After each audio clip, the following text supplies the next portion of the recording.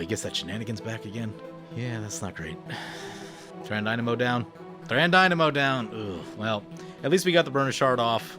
We're doing okay. Today on Commander Replay, we have some friends over for a barbecue as we check out this high-power Solphim burn deck. Next on Commander Replay. Hey guys, there's 2 great ways to support the channel. All links are in the description below. Welcome back, everyone. Playing some Solphin Mayhem Dominus today. I'm excited about this one. Oh, this hand. Sol Ring Armillary Sphere makes this a keepable hand. We're going to keep. A lot of people don't run Armillary Sphere anymore, and although this is rare, I've had hands like this, like 2 lands with Armillary Sphere is a keepable hand most of the time. I think people still undervalue Armillary Sphere. Anyway, we're playing some Solphin Mayhem Dominus today. I'm actually pretty excited about this one. Maybe not this particular build, but just this commander in general. I mean, this thing combos with, like, almost every red card ever printed. So, I don't know. It seems really good just about everywhere with red. So, yeah, that's all a thing. I don't even really know what else to say about it other than you can put this in a lot of decks and it will be really good. So, I'm excited about this card in general. I'm sure after some period of time, my excitement will probably turn to annoyance once you see it, because it is in fact a damage doubler in the command zone. Historically in Commander, anything that says double is always really strong. So, anyway, we drop in that Sol Ring, we play the Armillary Sphere, and we pass like that. Pretty good turn 1. Be a really bad turn 1 if someone shoots either the Armillary Sphere or the Sol Ring. So anyway, thinking about this commander, I have tried to build the most heinously powerful and annoying burn deck with this, where my goal isn't really even to interact with my opponents any more than I absolutely have to. It's basically just to ramp, kind of do like a spell slingery thing. We've got a bunch of rituals in the deck, and then just fire off some big burn spell. We've also got the Underworld Breach combo in here. Oh, that's a Jeska's Will. Yeah, those are good too. Anyway, we're going to crack the Armillary Sphere. We're going to get 2 mountains. We're going to play a mountain. Then we're going to play the Library of Lang, and then we'll tap out and pass. This is in here just so we don't wheel our good stuff away. I had 2 wheels in the deck. There were 3 at one point. It just depends. I decided to go with like Howling Mine and Temple Bell. I think those could be nice pieces for us early. Where are they? Yeah, Howling Mine and Temple Bell. Could even think about a Font of Mythos. Font is a little bit slower, but the way that this deck wants to operate, as long as opponents aren't interacting with our burn spells, like, we don't really care that much what they're doing. There's so much creature removal in this deck. So as long as they're on like a creature plan, it's probably fine. If they're playing like a combo deck, yeah, you may want to go for different types of card draw based on that. But as a Spirited Companion enters the battlefield. Ask our opponents if they like barbecues. I will say that this hand is really shaping up to be very good, though. There are definitely hands with this deck that are going to be much slower, namely no Sol Ring. Sol Ring is a crazy magic card. Probably should be banned. I'd ban Mana Crypt first. I know it's never going to happen, but like, if you're talking about like pure gameplay balance, Sol Ring should be banned. There's obviously a lot of other factors that go into it, namely that it's in like every Commander product, and that would have some ramifications for WotC, theoretically. So it's never going to happen, but it does make it pretty terrible when someone has one early. Xeno gets one down here on turn 2 and speeds themselves up a little bit, gets a Prosperous Innkeeper, and makes a Dredge token. I will say that the discard 2 cards, put an indestructible. Well, we should probably read this thing, right? So 4 mana, 5/4. If a source you control will deal non-combat damage to... Oh, God. Opponent just shot our Sol Ring. Yeah, that's going to slow us down a lot. Okay. Bringing us back to Earth. Anyway, trying to read our commander. Oh, God. Now it's back to our turn. Well, we got a burn chart. It's not awful. Gives us a nice little play to make right here. Play the burn chart. Pass the turn. 3rd time's the charm. Let's try to read our commander. Solphin Mayhem Dominus. 4 mana, 5/4. If a source you control will deal non-combat damage to an opponent or permanent an opponent controls, it deals double that much damage to that player or permanent instead. Damage doubler in the command zone. And then if that wasn't enough, pay 1 and 2 Phyrexian. Discard 2 cards. Put an indestructible counter on Solphim. So you can make it indestructible for the cost of 2 cards and, you know, probably some life. Which, honestly, for mono red, that is like a little costly. Someone played Tecuthal the other day, and that was like remove counters from stuff, which far less costly. I mean, you need something else with counters on it in play, but that's not like that hard to do. Red doesn't draw super well. So, you know, we have 5 cards right now, and I want all of them, right? Like, I don't want to give any of them up, so... that was D-Manny with that shenanigans, by the way. It's got Dredge 1, too. I hope they don't get it back. Like, if they just shot the Burnish Heart, we'd actually be in some trouble. But I assume, in all likelihood, he'll probably try and further his own board state. No, he gets it back. If nothing else, I hope he shoots Xeno Soul Ring, because we're kind of slow now. He does indeed shoot Xeno Soul Ring, so... D-Manny doing the Lord's work over there and keeping everyone nice and slow in this game so it doesn't get out of hand too quickly. D-Manny says no drag race this game. We do catch a land. A land is nice right here, actually. So what that means is we can go Mystifying Maze, Ran Dynamo. Oh, God, he's probably just going to shoot Ran Dynamo. But we can still crack the Burnished Heart. Instant speed whenever we need to. So we'll do that, and we'll pass the turn. At some point, though, he's going to have to, like, I don't know, commit something to the board. How nasty is this thing, though? Because even, like when we cast this, we're probably just going to have to win that turn, which is not unreasonable in this deck. It's a thing that can be done very easily, but you can't just, like, throw it out there and then try to untap with it when someone's got shenanigans floating around. I've always wanted to use this card, like, because it is powerful for this reason. I don't know, it's just, like, it's a really easy card to not put in your deck. When there are just so many powerful cards running around these days that, like, you know, for me, it's going to be like, do I put an extra sword in my deck, or do I run this shenanigans? It's hard for me to say no to that extra sword. Cazur are coming into play. Opponent's going to gain 1 life, that's no good. We don't like life gain with this deck. Although, you know, if things go well for us, opponents will need to be, like, above 100 for us to care, but, you know, in the early goings here, a little bit of extra life can be a little annoying for us. No, we'll just leave our... We seem to be drawn okay the way we are, so we'll just leave things. I mean, we're probably going to end up shuffling anyway when we crack the Burnish Heart. But 1-1 over to D-Manny, 3-2 over to D-Manny. I'm actually going to crack the Burnish Heart right here just so D-Manny doesn't have, like... He's playing a Spell Slingery deck, so, like, yeah, you know. He's probably not running Stifle, but just on the off chance. Disallow is a card, so we'll do this before he untaps. And get our 2 mountains. Also allows us to just tap out. So, in looking at this commander, I actually looked at a bunch of different ways to build this deck. I ended up building about 3 deck lists before I actually went to filming here. The first one was just going to be like fire creatures, and it was going to be like Flame Tongue Kavu and Inferno Titan, and every creature that looks like Flame Tongue Kavu and Inferno Titan. Just because I thought that could be like a fun little take on the deck. As I started building that deck, I realized that like it looks really similar to a lot of mono red decks that I've already played. So I'm like, it's kind of boring. Like, I'm sure it's good. I'm sure it's going to be a solid deck. But, he gets that shenanigans back again. Yeah, that's not great. Thran Dynamo down. Thran Dynamo down. Ugh. Well, at least we got the Burnish Heart off. We're doing okay. Not as good as we've been doing if we still had a Soul Ring and a Thran Dynamo in play. I think that means we're probably just going for our commander right here. There's a Demonic Tutor. I think we probably need both the, we need both modes in this Jeska's Will, I think. Ooh, actually. No, because we have no card draw right now. Actually, let's think about this the other way. So, Jeska's Will for 7. Get 7 mana, drop this thing in. I mean, do we burn the Underworld Breach? We could. Well, let's think about it. Yeah, opponent's going to crack the Burnish Heart. So we'd have, let's see, we'd get 7 off that, have 1 floating. There's a land. Play the land. Well, I didn't count on that. We can actually do that now. The problem is, let's wait a turn. We don't have all of our mana up, so like if we get stuff, we also played a land already, so I think we're better off waiting.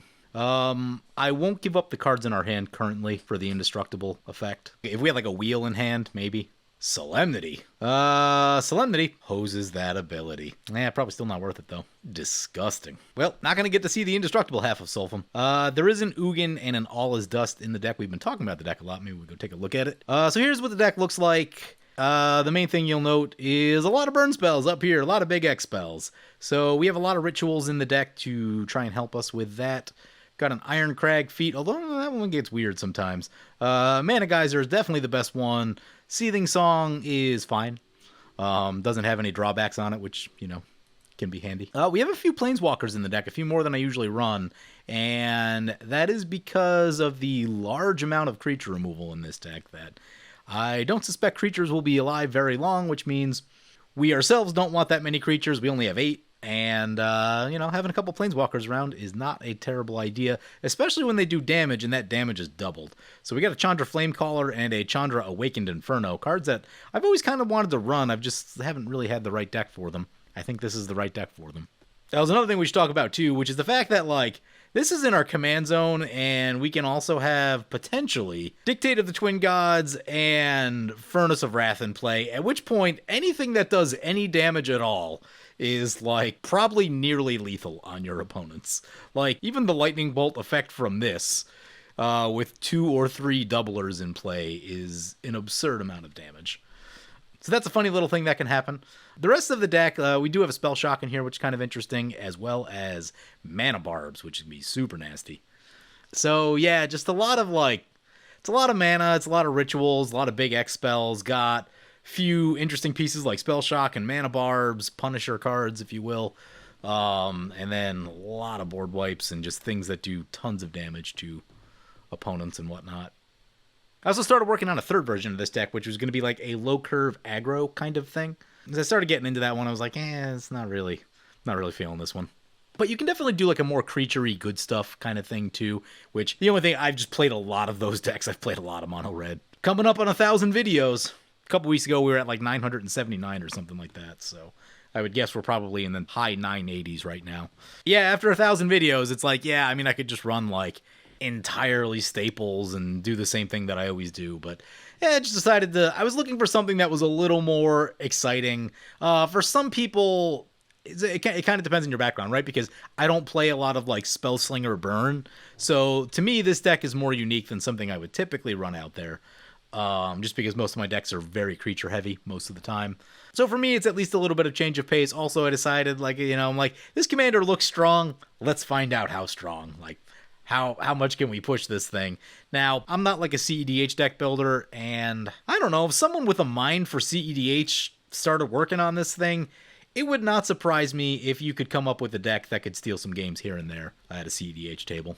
It's just, it's a powerful effect. One of the problems in CDH, though, is that people don't run a lot of lands all the time. So, like, you know, games are shorter and less focus on land drops, essentially. So, like, Price of Progress loses some steam, which is just... If we cast the Price of Progress, like, Xeno's basically dead.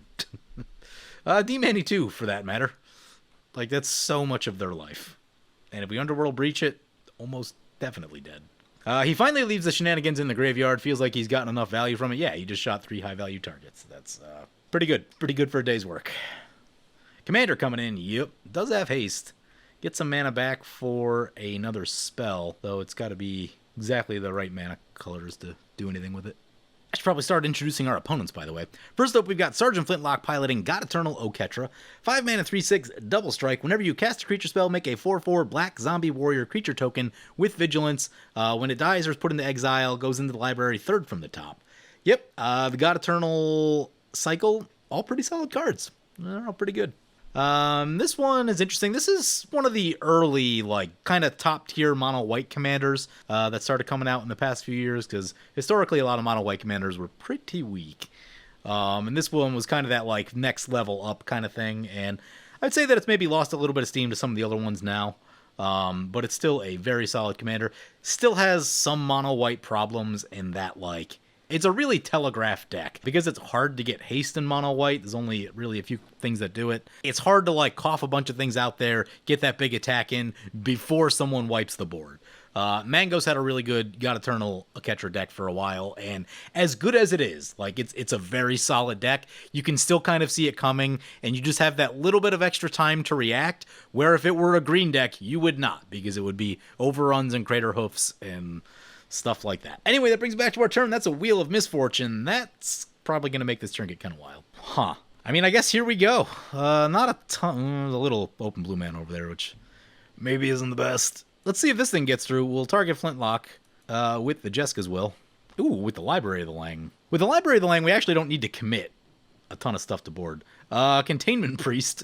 Oh, someone got me. Was it Flintlock? It might have been Flintlock. Got me really bad with Containment Priest a while back. Because if you're trying to do the Aurelia combo with Hearth and Home, it exiles Aurelia when she re-enters, which was not great. They are going to reduce the card count by 1, though. I'm actually probably going to have to think a little bit here, which means I may need to stop talking for a second to figure this turn out. Also need to see what we exile. Sun Droplet, land, and land. Ooh, both those lands are good. Gaia Reach is good if we get stuck, which I have some concerns about. Cage Sun... I think I'm going to go for the Gaia Reach. Landscape is a little slow at this juncture. It is turn 6. I was telling opponents this is like kind of a turn... It could be about a turn 6 type of deck, so this would have been much better early in the game. Yeah, I mean, let's start like the daisy chain of stuff here. Get the Cage Sun, choosing red. Let's... Underworld Breach. Flintlock sees what's happening, says oh dang. Let us... Jeska's Will again. You have to exile some stuff. Kind of like all these cards, to be completely honest with you. We'll leave the Thran Dynamo just as that's the one that's like the least disruptive to recast again. I saw these things got really expensive. Should have bought a bunch of these when they were like $3. Oops. Lose a couple more lands into there. Oh, this is for Ashling. In some sense, though, you might be better off with this just because you don't have to discard cards to make it indestructible. Yeah, Primal Amulet's a pretty good card, too. Let's get the Primal Amulet. Let's Wheel of Misfortune.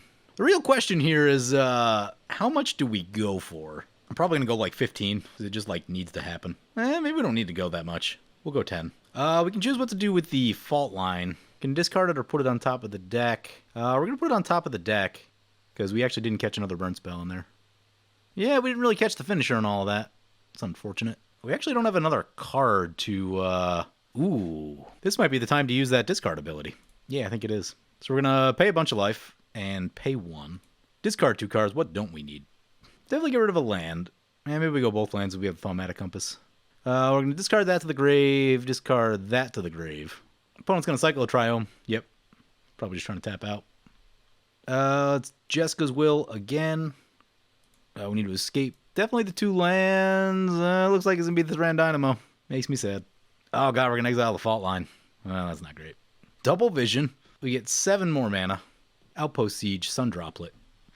4 mana into that would kill everything on board, which I think is probably a good idea.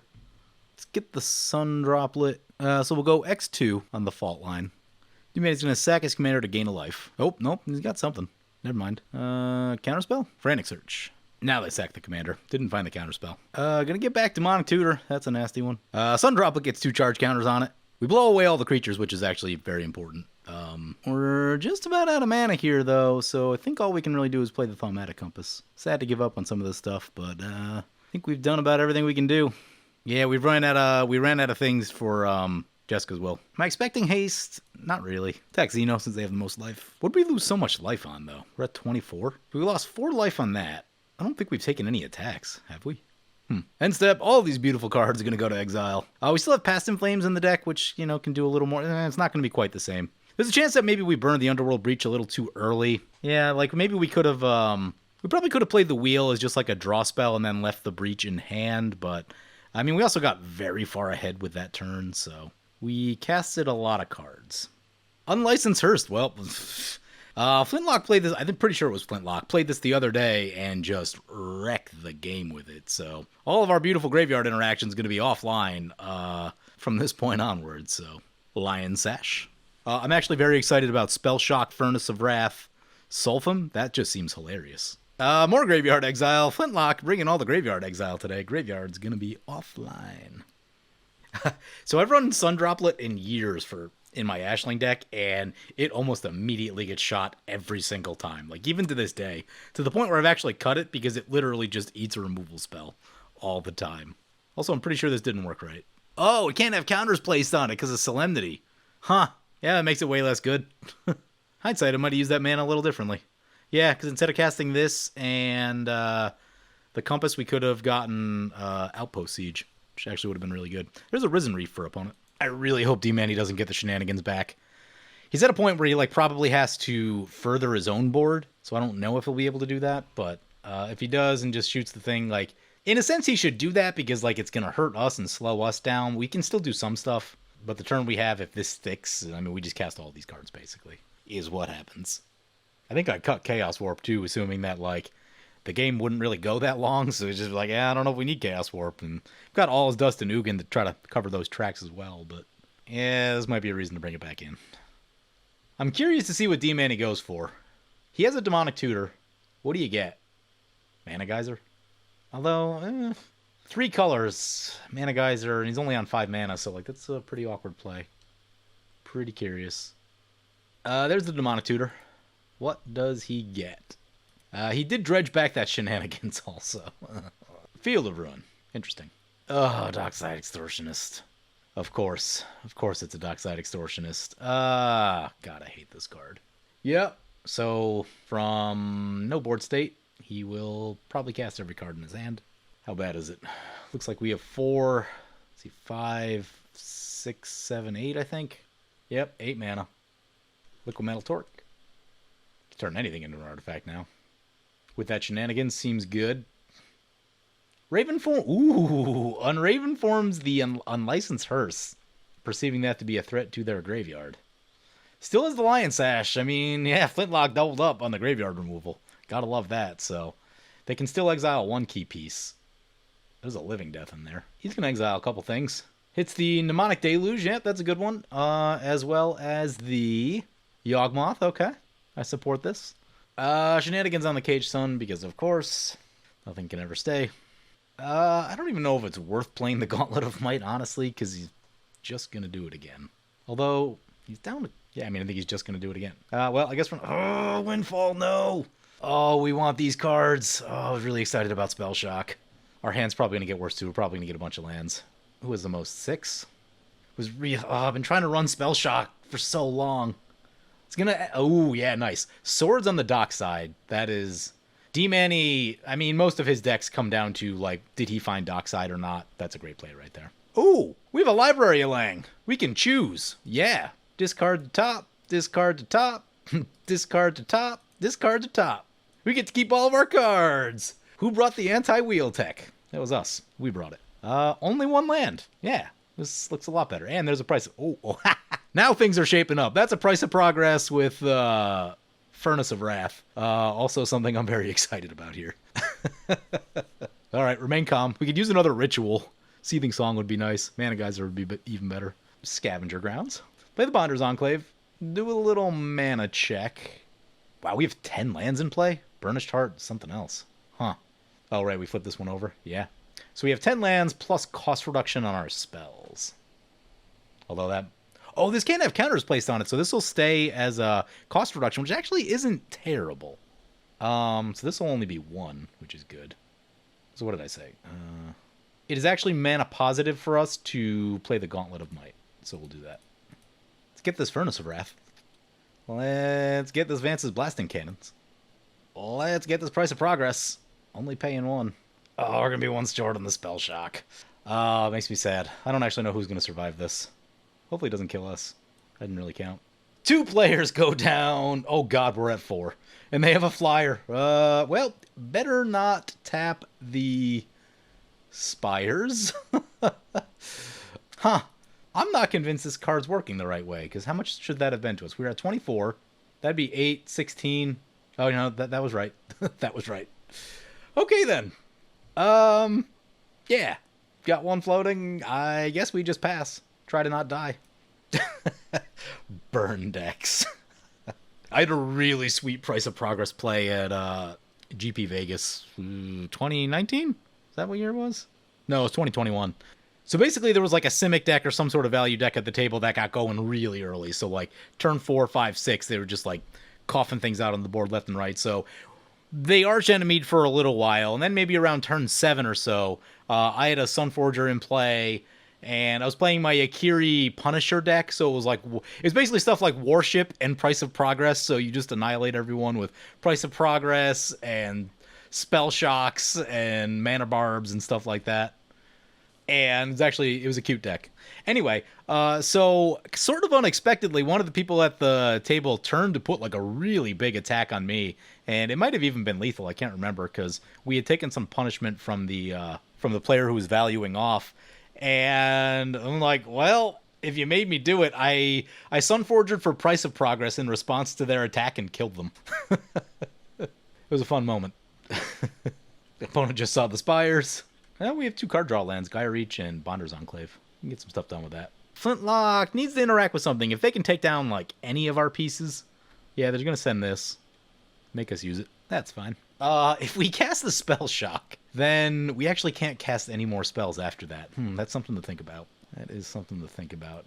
Spire's the bird. Currently, well, no, their thing's unlocked. So if they took the damage from our commander, then they'd be at 4, and then they couldn't cast anything either.